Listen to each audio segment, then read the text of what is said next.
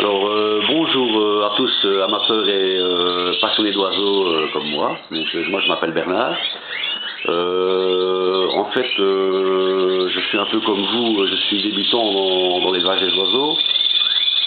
Et suite à mes visionnages de la chaîne de Jim Chasse, ça m'a donné l'envie aussi moi de partager mon expérience. Parce que c'est vrai que dans le monde des oiseaux c'est très très difficile de tomber sur des gens qui se livrent facilement et qui donnent leurs petits trucs et astuces pour avoir une réussite dans les oiseaux. Donc voilà. Donc ici je vais vous présenter mon oiseau, qui pour moi est, voilà, c'est le top du top en oiseau, c'est le chardonneret. Bon, il faut savoir que ce sont des oiseaux qui sont particulièrement fragiles et très difficiles à élever, malheureusement, quand on est débutant comme moi. Donc on a des fois des joies et aussi des fois un peu des peines, malheureusement. Donc voilà. Bon, ici maintenant c'est la 4e année que moi j'élève des oiseaux. Bon, en Canaries, évidemment, c'est indispensable quand vous avez des chardonnerets, des canaries, parce que bon, les chardonnerets, bon, ils élèvent, mais malheureusement, tout ce qui est bagage, des oisillons, évidemment, c'est très très compliqué parce que ils ont tendance évidemment à éjecter les petits du nid. Voilà, parce que ce sont des oiseaux qui sont relativement propres avec leur nid. Donc la moindre chose suspecte, c'est considéré comme une crasse dans le nid. Donc forcément, ils prennent les jeunes par les bagues et ils les jettent en bas, quoi. Donc l'année passée, j'ai fait la tentative d'élever par les chardonnerets. Et malheureusement, je n'ai eu que déception. Je n'ai pas eu beaucoup de jeunes, malheureusement, dû à ça. Et voilà, donc cette année-ci, je vais repasser au système de nounou, hein, donc avec les canaris. Donc voilà, je vais vous présenter un peu mes oiseaux. Donc ici, ça, ce sont mes chardonnerets. Donc j'ai 6 couples, hein, voilà, donc ce sont de jeunes et de vieux oiseaux. Donc ici au-dessus, vous avez un couple, la femelle, c'est une femelle agate. Hein, avec un mâle classique porteur agate. Je ne mets jamais de mutation sur mutation, hein, donc voilà, il y en a qui le font, et bon, ça c'est une question de choix. Moi je préfère faire des porteurs et sortir des oisillons un peu plus forts en taille, et voilà, donc ça c'est le but de la manœuvre, hein, donc ici vous avez voilà, je vais vous remonter les oiseaux ici, voilà. Ici en bas vous avez une tête blanche, elle est de 2013, une femelle de 5 ans mais qui sont en pleine forme, avec un jeune mâle classique porteur de tête blanche, hein, donc là on sort des têtes blanches évidemment, des classiques porteurs, donc voilà, hein. Voilà, très beau mâle ici, et cette femelle qui a 5 ans, donc hein, 5e année. Ici en dessous vous avez une femelle classique, porteuse de tête blanche, avec un mâle agate, donc voilà, vous voyez. Alors ici vous avez une femelle tête blanche, magnifique, hein, avec un mâle aussi classique, porteur de tête blanche, jeune de l'année, la femelle est de 2014. Ici ce sont 2 jeunes oiseaux, donc c'est une femelle classique porteur de tête blanche, et le mâle lui classique porteur de tête blanche. Elle au-dessus c'est une vieille femelle de 2013, donc il y a 5 ans aussi. Très calme évidemment, hein, vu son âge, c'est une mamie, hein, donc, mais bon, ça n'empêche pas que ce sont des oiseaux qui reproduisent encore, hein, on leur demande pas de faire 15 jeunes non plus. Moi c'est pas le but recherché, hein, donc je cherche plutôt des oiseaux de qualité que du nombre évidemment, je n'en fais pas un commerce, hein, donc voilà. Et ça c'est un jeune, ça c'est aussi un des jeunes, lui est complètement classique, donc voilà. Donc évidemment pour élever les chardonnerets, obligatoirement vous devez avoir des canaris, donc je vais vous présenter un peu mon élevage. Donc ça c'est mes batteries d'élevage, hein, je ne sais pas si on voit bien, voilà. Ça, ce sont des batteries d'élevage avec tous mes mâles de canaries qui sont en préparation. Ici nous sommes le 18 mars, je n'ai pas encore fait mes couples. Voilà. Je vais vous faire un peu le tour. Bon, ceci ce sont des oiseaux, un ami qui va déménager, hein, donc ce sont des chardonnerets aussi, magnifiques oiseaux. Mais bon, ici à la semaine ils vont partir, donc chez leur propriétaire, ils sont juste en dépôt chez moi. Donc voilà. Donc ici vous avez donc la fameuse batterie, hein. Ici on fait 16 couples dans cette cage, hein, 16 couples, oui, voilà. Donc ici vous voyez il y a un nid, hein, j'ai dû mettre un nid parce que évidemment les femelles commencent à s'impatienter pour aller à mâle. Et bon, dans les cages, quand je vois qu'elles commencent à arracher les plumes et tirer les gazettes dans le fond des cages, là je les mets avec un mâle, et bon, effectivement 2 jours après le nid est fait. Donc ici j'ai 2 femelles qui sont en route, il y en a une ici et une là-bas au-dessus. Donc ça ce sont des des Portugais, hein, là-bas au-dessus, hein, c'est un couple de Portugais. Donc le mâle est à casquette et la femelle sans casquette. Hein. Donc je vais faire le tour. Ici vous avez toutes les femelles, hein. Ah, ce sont toutes des femelles. Oui, je les mets par cage de vol, par 8-9 oiseaux ensemble en général, pour les préparer. Je ne les mets pas avec les mâles. Comme ça pour la préparation, j'ai plus facile, parce que c'est vrai que les mâles ne doivent pas être trop gras, par contre les femelles doivent faire de la graisse avant la reproduction. Donc ça veut dire que bon, au niveau de la pâtée, ben, elles ont un peu plus de pâtée que les mâles. Hein, donc voilà. Donc là, vous avez des Lipochrome mosaïque jaune, il y a portugais, agate opale mosaïque jaune dans ces femelles. Ici pareil, hein, ce sont des femelles aussi. Hein, voilà, donc là il y a les portugais, les Five Fancy, femelles de mosaïque rouge, une très belle femelle de portugais ici, elle est partie évidemment. Alors ici ce sont toutes mes femelles de rasa, je fais du rasa aussi, voilà. Voilà, tous des jeunes issus de mon élevage évidemment. Alors ici vous avez encore quelques mâles. Bon là ils ont le bain, hein, donc ils sont pas très jolis parce qu'ils sont tous mouillés, donc quand c'est le bain le dimanche ils sont dans la cœur joie. Donc ici ben, vous avez des rasas, agate opale mosaïque jaune, ici il y a encore des Lipochrome, voilà. Alors ici cette année-ci je vais essayer un couple de tarins, voilà tarin là, hein, voici le mâle ici, la femelle est pendue là, voilà. Bon, ce sont des oiseaux que je trouve extrêmement jolis. Maintenant, au niveau des mœurs, je ne sais pas trop comment ça fonctionne. Je vais un peu voir, je suppose que c'est des indigènes, un peu comme les chardonnerets. Donc, il paraît que les femelles élèvent très bien, mais il faut bien séparer les mâles. Parce qu'apparemment, ils ont tendance à les casser les œufs parce qu'ils sont tellement chauds que, voilà, ils veulent repiquer la femelle absolument. Donc, forcément, quand elle est sur le nid, ça les dérange. Hein. Donc, bon, d'après ce que j'ai pu comprendre, il fallait bien séparer le mâle de la femelle une fois qu'elle a fait son nid et qu'elle a fondu. Donc, voilà. Donc, si vous avez encore des femelles, hein, voilà. Ce sont toutes des femelles, hein, avec le bain évidemment. Voilà. Là, c'est encore quelques mâles ici, voilà. 2-3 mâles ici. Donc voilà. Je pourrais vous dire d'autres. Donc en fait, oui, je veux dire, pour l'élevage des canaris, évidemment, il y a une préparation, je veux dire, en aval. Hein, on ne décide pas de prendre un mâle et une femelle et de les mettre simplement dans une cage. Il faut vraiment les préparer à l'avance, hein, faire chauffer les mâles évidemment. Bon, ici, ça fait un mâle de portugais, vous voyez. Non casqué ici. Il est non casqué. Je sais pas si on voit bien, hein, parce que je n'ai pas l'habitude de faire des vidéos, évidemment. Donc, ici, vous avez un mâle portugais. Hein, ils sont assez colorés, mais dans les tons sombres. Là, vous avez un agate mosaïque rouge. Hein, voilà, je sais pas si on voit bien. Voilà. Ici, vous avez un agate rouge. Voilà. Ici, ben, vous avez un couple d'agates rouges. Hein. Bon, c'est la fameuse femelle, je vous disais. Bon, elle est prête avant les autres, elle tire les queues et elle déchire les gazelles. Donc voilà, ben, ici, ben, j'ai mis le nid il y a 2 jours et je peux constater que ben, le nid il est fait, quoi. Hein. Je vais vous le sortir. Hein. Voilà, magnifique nid. Hein. Voilà. Alors moi, je mets de la charpie, mais j'aime bien, quand ils ont fini le nid, de mettre un peu d'ouate. Et ça, ils aiment bien chipoter. Et en plus, quand ils ont les jeunes et quand ils font le nid pour la deuxième tournée, c'est bien de mettre de là parce que sinon ils ont tendance à déplumer les jeunes. Et ça, c'est quand même un problème, évidemment. Une fois qu'elles goûtent à ça, les femelles, elles ont très difficile de faire machine arrière. Hein. Les jeunes, mais c'est du duvet, donc ils aiment bien ça, hein, pour les nids. Donc si vous avez un Lipochrome mosaïque jaune, hein, un mâle, voilà. Hein. Mais ils sont déjà, au niveau température, ils sont bons. Hein. Ils chantent à crever.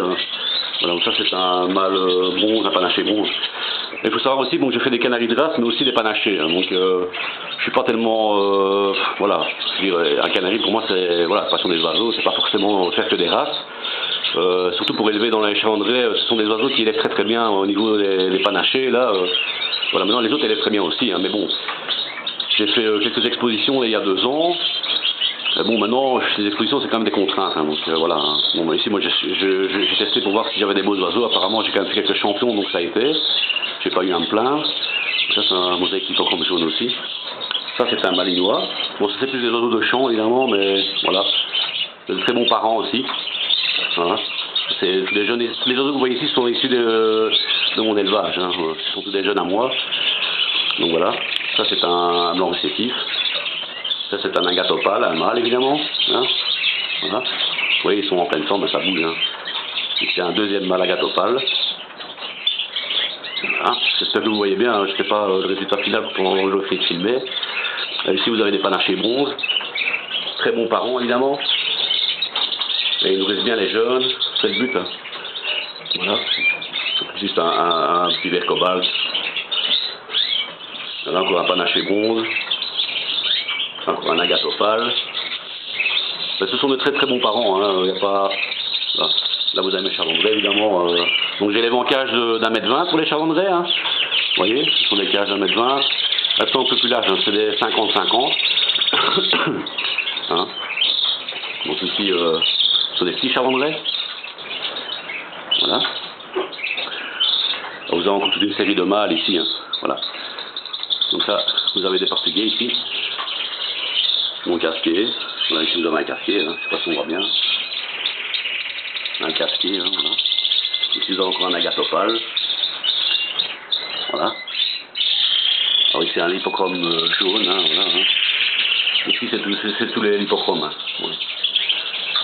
Ça, ici. En fait ils sont un peu... parce qu'ils viennent de se laver en fait. Hein, donc, voilà. Voilà. Je sais pas si on voit bien. Et ça c'est encore portugais évidemment. Vous avez bien portugais. Je sais pas si on le voit bien. Je ne vois pas le rendu donc je sais pas vous décrire. Et là c'est le fameux couple, donc la femelle aussi fait le nid. Hein, elle était prête. Hein, voilà. Okay. Qu'est-ce que je pourrais vous dire d'autre? Ben, en fait moi le but de ma petite vidéo ici c'est vraiment de partager mon expérience. Parce que c'est vrai que malheureusement c'est pas facile hein, quand on ne sait pas évidemment. Hein, vous voyez. Bon, il faut savoir que pendant 2 ans j'ai élevé avec des box pour les chavandrais. Ben, le problème des box c'est que quand vous devez chipoter un peu dedans, ça dérange les oiseaux. Donc ici en cage, l'avantage d'être en cage, c'est comme on vient régulièrement donner à manger, à boire, tout ça, ben, les oiseaux ont tendance à prendre un peu confiance en vous. Donc ils sont beaucoup moins paniqués quand vous venez dans les cages. Donc ça c'est quand même un plus quand ils font les nids, qu'ils pondent et tout ça. Hein, parce que bon, les oiseaux doivent avoir un peu confiance en vous aussi. Hein, donc ça c'est quelque chose d'assez important. C'est des oiseaux qui sont complètement en furie quand vous ouvrez les portes. Ben, malheureusement, ça peut occasionner des dégâts au niveau des nichés et ce genre de choses. Quoi. Donc voilà. Alors bon, au niveau de la préparation, je dis depuis le mois de janvier je prépare les oiseaux. Hein, c'est-à-dire préparation, c'est la pâtée, hein, 2 fois par semaine. Évidemment femelle. Et alors, vers la mi-février, je commence à contrôler les mâles pour voir si éventuellement ils ne sont pas trop gras. Parce que ça, évidemment, les mâles un peu trop gras ont difficile à accrocher les femelles. Donc ça, il faut bien tirer à l'œil. Hein. Ils doivent être sveltes, en pleine forme évidemment, et chauds. Donc évidemment, ça, on peut amener un apport en chanvre dans la pâtée pour les mâles. Vitamine E, bien évidemment, hein, je ne citerai pas de marque, mais vous avez ça sous forme de poudre, ou alors en forme liquide qu'on peut mettre dans les abreuvoirs. Donc voilà. Alors, je vais vous montrer ma pâtée parce que je dois la distribuer ce matin. Donc voilà. Donc ça, c'est la pâtée que moi je prépare. Hein. C'est une pâtée maison évidemment. Hein, voilà. Vous voyez, c'est assez riche hein, ça. Donc dedans, je mets évidemment de la pâtée industrielle jaune, hein, la pâtée sèche. Hein. Voilà. J'ajoute aussi du rusk. Pour le rusk, c'est l'équivalent du couscous ou de la biscotte. Hein. Voilà. Donc ça, c'est un truc qu'on doit mettre de l'eau dedans. Ça gonfle.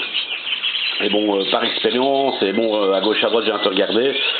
Bon, le couscous, c'est vrai que ça gonfle. Mais le problème, c'est apparemment, mais une fois que c'est mélangé, ça continue à gonfler. Donc, ça veut dire que quand les oiseaux les ingèrent, ça peut gonfler dans l'estomac. Donc ça, voilà, c'est le rusk. Une fois qu'il est mouillé et qu'il a pris sa forme définitive, il ne bouge plus, quoi.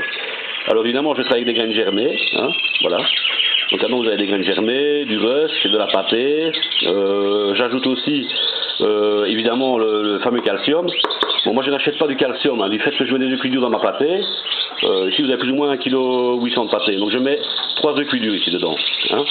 Donc les coquilles, je récupère tout ce qui est coquilles. Et ça je broie avec un moulin à café, là vous voyez. Et ça devient comme le calcidux ou peu importe. Hein, ce genre de... Mais ça c'est du calcium en direct quoi. Il n'y a pas de... On sait d'où ça vient quoi. Donc voilà. Alors qu'est-ce que je mets aussi? Des petits pois et des carottes. Maintenant faites attention avec la carotte parce que bon, la carotte c'est quand même un colorant naturel, hein, donc pour les jeunes et tout ça c'est peut-être pas forcément recommandé.